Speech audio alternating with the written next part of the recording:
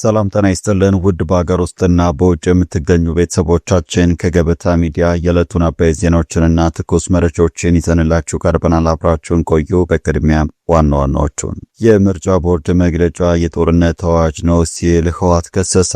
በምርጫ ቦርድ እውቅና የታገደው ህወሓት በወጣው መግለጫ ውሳኔውን ህገ መንግስቱንና የፕሪቶሪያን የግጭት ማቆም ስምምነት የጣሰ የጦርነት አዋጅ በማለት ፈርጆታል።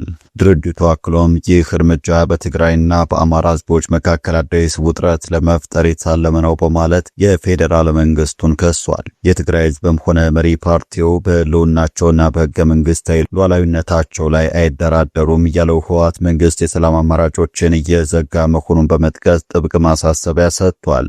በመረጃችን ተካቷል።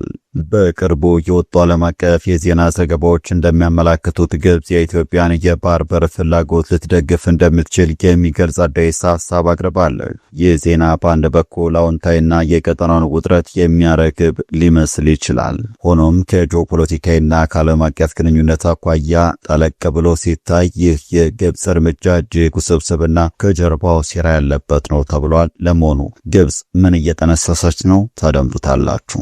የመካከለኛው ምስራቅ የፖለቲካ ትኩሳት ወደ አዲስና አስከፊ ምዕራፍ እየተሸጋገረ ነው። ዓለም በጉጉትና በስጋት በሚከታተለው በዚህ ቀጠና የእስራኤሉ ጠቅላይ ሚኒስትር ቤንያሚን ኔታንያሁ በቅርቡ ያደረጉት ንግግር የጦርነትና የዲፕሎማሲን ካርታ ሙሉ በሙሉ ሊቀይር የሚችል ታሪካዊና እጅግ አነጋጋሪ መልእክት አስተጋብቷል። ለመሆኑ እስራኤል ከህንድ እስከ ኢትዮጵያ በቀይ ባህር ምን እያቀዱ ነው? እስከ ዝግጅታችን ፍጻሜ አብራችሁን ስትቆዩ የምታደምጡት ሌላኛው ጉዳይ ነው።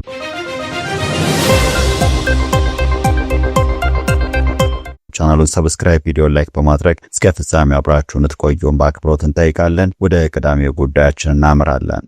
የምርጫ ቦርድ መግለጫ የጦርነት አዋጅ ነው ሲል ህወሓት ከሰሰ። በሰባተኛው ሀገራዊ ምርጫ ዋዜማ የኢፌዴሪ ፌዴሬሽን ምክር ቤትና የኢትዮጵያ ብሔራዊ ምርጫ ቦርድ ራያ አላማጣን ጨምሮ 5 የምርጫ ክልሎች ከትግራይ ክልል አስተዳደራዊ መዋቅር ውጭ ሆነው ምርጫ እንዲካሄድባቸው ያሳለፉት ውሳኔ በክልሉ በሚንቀሳቀሱ የፖለቲካ ድርጅቶች ዘንድ በጽኑ ተወግዟል። በምርጫ ቦርድ እውቅና የታገደው ህወሓት በወጣው መግለጫ ውሳኔውን ህገ መንግስቱንና የፕሪቶሪያን የግጭት ማቆም ስምምነት የጣሰ የጦርነት አዋጅ በማለት ፈርጆታል። ድርጅቱ አክሎም ይህ እርምጃ በትግራይና በአማራ ህዝቦች መካከል አዲስ ውጥረት ለመፍጠር የታለመ ነው በማለት የፌዴራል መንግስቱን ከሷል። የትግራይ ህዝብም ሆነ መሪ ፓርቲው በህልውናቸውና በህገ መንግስታዊ ሉዓላዊነታቸው ላይ አይደራደሩም ያለው ህወሓት መንግስት የሰላም አማራጮችን እየዘጋ መሆኑን በመጥቀስ ጥብቅ ማሳሰቢያ ሰጥቷል። ከህወሓት በተጨማሪ በክልሉ የሚንቀሳቀሱ 4 ተቃዋሚ ፓርቲዎች ሳልሳይ ወያኔ፣ አረና ትግራይ፣ ባይቶናና የትግራይ ነጻነት ፓርቲ ተነባ ውሳኔውን እንደሚቃወሙ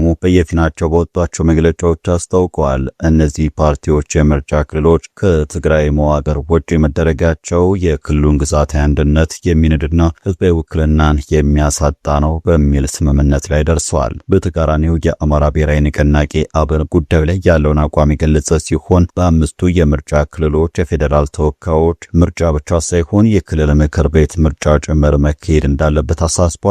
አብን ውሳኔው የአካባቢው ማህበረሰብ ያለምንም ጫና የራሱን አስተዳደር እንዲመርጥ እድል የሚሰጥ መሆኑን ጠቁሟል። ይህ የፌዴራል ተቋማት ውሳኔ በትግራይ ኃይሎችና በፌዴራል መንግስቱ መካከል የነበረውን ፖለቲካ ትኩሳት ዳግም ወደ ከፍተኛ ደረጃ ያሻገረው ሲሆን በቀጣይ በሚደረጉ የሰላም ሂደቶችና ምርጫው በሚካሄድባቸው አካባቢዎች የጸጥታ ሁኔታ ላይ ተጽዕኖ ሊኖረው እንደሚችል ተገምቷል። በሌላ በኩል በአዲስ አበባ ሰላማዊ ሰልፍም ተጠርቷል።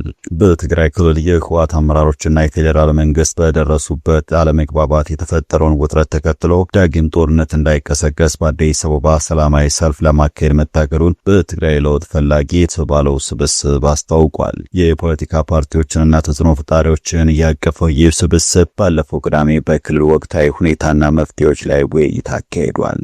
የለውጥ ፈላጊ ስብስቡ አባል ጋዜጠኛ ዳሞራ ያህያ በትግራይ ክልል በዳግም ጦርነት ደም መፋሰስ እንዳይፈጠርና ልዩነቶች በሰላማዊና በዲፕሎማሲያዊ መንገድ እንዲፈቱ ግፊት ማድረግ ያስፈልጋል ሲል ለአሃዱ ተናግሯል። አሁን ያለው የህወሓት ቡድን የትግራይን ህዝብ እንደማይወክልና በክልሉ እንደሚጀመር እየተሰጋ ያለው ጦርነት የውጭ ኃይሎች ድጋፍ እንዳለበት ለዓለም አቀፉ ማህበረሰብና ለኤምባሲዎች ለማሳወቅ በቀጣዮቹ ሳምንታት ሰላማዊ ሰልፍ እንደሚካሄድ አስታውቋል። የባይቶና አባይ ትግራይ ሰማያዊ ፓርቲ አባል ዶክተር ጸጋዬ አብካሱ በበኩላቸው የክልሉ ነዋሪዎችና ወጣቱ ጦርነት እንደማይፈልግ ተናግረዋል። በኢቶና በፌዴራል መንግስትና በትግራይ አመራሮች መካከል ያለውን ችግር ለማቀራረብ ጥረት እያደረገ መሆኑን መንግስት በክልሉ የሚሰጣቸውን አገልግሎቶች እንዳያቋርጥ የማድረግ ስራዎች ውጤታማ እንዲሆኑለት ተናግረዋል። ጥቂት የስልጣን ፍላጎት ያላቸው ግለሰቦች የሚፈጥሩት ውጥረት የህዝቡ ፍላጎት አለመሆኑ ለማሳወቅ እየተሰራ እንደሆነ የተናገሩት ዶክተር ጸጋዬ ከፌዴራል መንግስት ጋር መስራት ግዴታ ነው ብለዋል።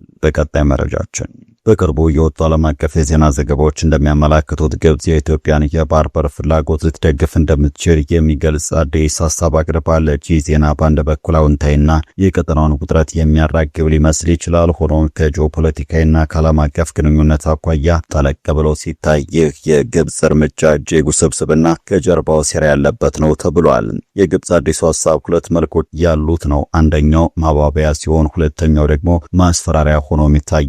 ግብጽ ኢትዮጵያ የባህር በር ጥያቄ ዲፕሎማሲ ድጋፍ ለማድረግ ያቀረበችው ዋና ቅድመ ሁኔታ ኢትዮጵያ በታላቁ የህዳሴ ግድብ የውሃ ድርድር ላይ ተለዋዋጭነት እንድታሳይና በተለይም ከሶማሌላንድ ጋር ያደረገችውን የባህር ኃይል ጦር ሰፈር የመገንባት እቅድ ሙሉ በሙሉ እንድትተው ነው። ኢትዮጵያ ይህንን ሐሳብ ውድቅ የምታደርገው ከሆነም ግብጽ በቅርቡ ከጅቡቲ ከኤርትራና ከሶማሊያ ጋር የፈጠረችውን ወታደራዊና ፖለቲካዊ ትብብር በመጠቀም የኢትዮጵያን የንግድ ወደብ አጠቃቀም ለማስተጓጎል እንደምትሰራ ተዘዋዋሪ አስጠንቅቃለች። ግብጽ በጅቡቲ የዶራሌህ ወደብና በኤርትራ የአሰብ ወደብ ላይ የጦር መርከቦችን ማቆሚያና ወታደራዊ ይዞታዎችን ለማሳደግ ስምምነት ማድረጓ የዚህ ማስፈራሪያ ዋነኛ አካል ነው። ግብጽ ይህንን እርምጃ የወሰደችው ከበርካታ ስትራቴጂካዊ ስልቶች በመነሳት ነው። ለዓመታት በህዳሴው ግድብ ዙሪያ ሲደረግ የነበረው የሁለትዮሽ ድርድር በመጓተቱና ኢትዮጵያ ግድቡን በተሳካ ሁኔታ በመሙላቷ ግብጽ ስልቷን ቀይራለች። አሁን ላይ ጉዳዩን ከውሃ ብቻ አውጥታ ከቀይ ባህር ጂኦፖለቲካና ከቀጠናዊ ደህንነት ጋር በማስተሳሰር በኢትዮጵያ ላይ ሁለንተናዊ ጫና መፍጠር ትፈልጋለች። የግብጽ አካሄድ ቀይ ባህር የባህር ጠረፍ ላላቸው ሀገራት ብቻ የተተወ ነው የሚለውን የቆየ አቋሟን የሚያጠናክር ነው። የኢትዮጵያን የባህር በር ጥያቄ በሚፈቅደውና በሚቆጣጠረው ልክ ብቻ ይሁን የሚል የበላይነት የማሳየት ፍላጎትም አለው። ግብጽ በዋናነት የምትሰጋው ኢትዮጵያ በቀይ ባህር ላይ የባህር ኃይል ሰፈር በመገንባት ቀጠናዊ ወታደራዊ ተጽዕኖ እንዳታመጣ ነው። ስለዚህ የንግድ ወደብ አጠቃቀምን በመደገፍ ስም የባህር ኃይል ግንባታውን ህልም ማክሸፍ ዋነኛ ግቧ ነው። ይህ ሁኔታ ለአፍሪካ ቀንድ የፖለቲካ ሚዛን ትልቅ ትርጉም አለው። የፖለቲካ ተንታኞች እንደሚናገሩት የግብጽ ሀሳብ በዓለም አቀፍ ህግ ጠንካራ መሰረት የሌለው ነው። ግብጽ የጅቡቲ፣ የኤርትራ ወይም የሶማሊያ ሉዓላዊ ወደቦችን ለኢትዮጵያ ለመስጠት የሚያስችል ህጋዊ ስልጣን የላትም። ስለዚህ አቅርቦቱ ከተጨባጭ ህጋዊ ዋስትና ይልቅ ፖለቲካዊ ቁማር ነው። ኢትዮጵያ አብዛኛውን የውጭና ገቢ ንግዷን በጅቡቲ በኩል ታከናውናለች። ግብጽ በጅቡቲና በኤርትራ ወታደራዊ አቅሟን ማጠናከሯ የኢትዮጵያን ኢኮኖሚ የደም ስር አደጋ ላይ የሚጥል የመክበብ ስትራቴጂ ተደርጎም ይወሰዳል። በአጠቃላይ ግብጽ የኢትዮጵያን የባህር በር ፍላጎት ለመደገፍ ያሳየችው ዝንባሌ እውነተኛ የትብብር ጥሪ ሳይሆን የህዳሴውን ግድብ ድርድር በበላይነት ለመምራትና የኢትዮጵያን ወታደራዊ አቅም በቀይ ባህር ላይ ለመገደብ የተነደፈ ፖሊሲ ነው። የኢትዮጵያ የባህር በር ጥያቄ የህልውና የኢኮኖሚ እድገትና የዘላቂ ሰላም ጉዳይ በመሆኑ ይህንን ውስብስብ የጂኦፖለቲካዊ ትኩሳት በጥንቃቄ በአርቆ ሀሳቢነትና የተለያዩ ዓለም አቀፍ አጋርነቶች በማጠናከር ማለፍ ይጠይቃል። በመጨረሻ የመካከለኛው ምስራቅ የፖለቲካ ትኩሳት ወደ አዲስና አስፈሪ ምዕራፍ እየተሸጋገረ ነው። ዓለም በጉጉትና በስጋት በሚከታተለው በዚህ ቀጠና የእስራኤሉ ጠቅላይ ሚኒስትር ቤንያሚን ኔታንያሁ በቅርቡ ያደረጉት ንግግር የጦርነትና የዲፕሎማሲን ካርታ ሙሉ በሙሉ ሊቀይር የሚችል ታሪካዊና እጅግ አነጋጋሪ መልእክት አስተጋብቷል። ይህ ንግግር የሀያላኑን ፉክክር ዳግም የሚያቀጣጥልና ቀጠናውን ወደ አዲስ የኃይል ሚዛን የሚመራ የዘመናችን ትልቁ የፖለቲካና የደህንነት ማዕበል ነው። ኔታንያሁ ቀጠናውን በሚያናውጠው በዚህ ንግግራቸው የመካከለኛው ምስራቅን የኃይል አስተላለፍ በሶስት ዋና ዋናና እርስ በርስ በሚፋለሙ ጎራዎች ከፍለውታል።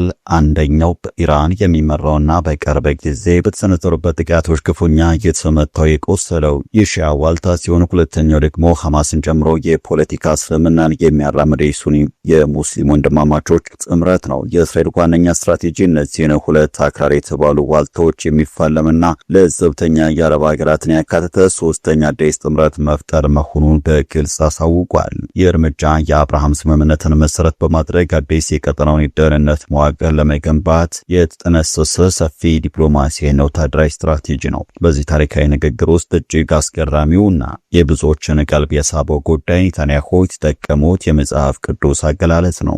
የመጽሐፈ አስቴርን ታሪክ ዋቢ በማድረግ ሊገነቡት ያሰቡት አዲሱ የፖለቲካና የደህንነት ጥምረት ከህንድ እስከ ኩሽ ወይንም ከህንድ እስከ ኢትዮጵያ የሚዘረጋ መሆኑን አውጇል። የፑሪም በዓልን ምክንያት በማድረግ አይሁዶች በጥንታዊቷ ፋርስ ወይም የአሁኗ ኢራን ከተደገሰላቸው ጥፋት መትረፋቸውን በማስታወስ ዛሬም በኢራን ላይ ላነጣጠረው ዘመቻቸው ጠንካራ ስነልቦናዊ ትርጉም ሰጥተውታል። ይህ ራዕይ እስራኤል ከእስያ ተነስታ በአረብ ገልፍ አድርጋ እስከ አፍሪካ ቀንድና ቀይ ባህር ማለትም እስከ ኢትዮጵያ የውሃ በሮች ድረስ የሚደርስ ግዙፍ የኢኮኖሚና የደህንነት ቀለበት የመፍጠር ፍላጎት እንዳላት ፍንትው አድርጎ ያሳያል። ይህ የእስራኤል ግዙፍ ጂኦፖለቲካዊ ራዕይ በተለይም ለአፍሪካ ቀንድና ለቀይ ባህር ቀጠና ሀገራት የሚሰጠው ትርጉም እጅግ ከፍተኛ ነው። ቀይ ባህር የዓለም አቀፍ ንግድ የደም ስር እንደመሆኑ መጠን እስራኤል በዚህ ስትራቴጂካዊ የውሃ መስመር ላይ የኢራንንና የሁቲዎችን ተጽዕኖ በዘላቂነት ለማስወገድ ቆርጣ ተነስታለች። ይህ ሁኔታ ቀጠናውን የአሜሪካ፣ ቻይና፣ ሩሲያ እንዲሁም የሳውዲ አረቢያን የተባበሩት አረብ ኤምሬት የፉክክር ማዕከል የሚያደርገው ሲሆን ሀገራችንን ጨምሮ በአፍሪካ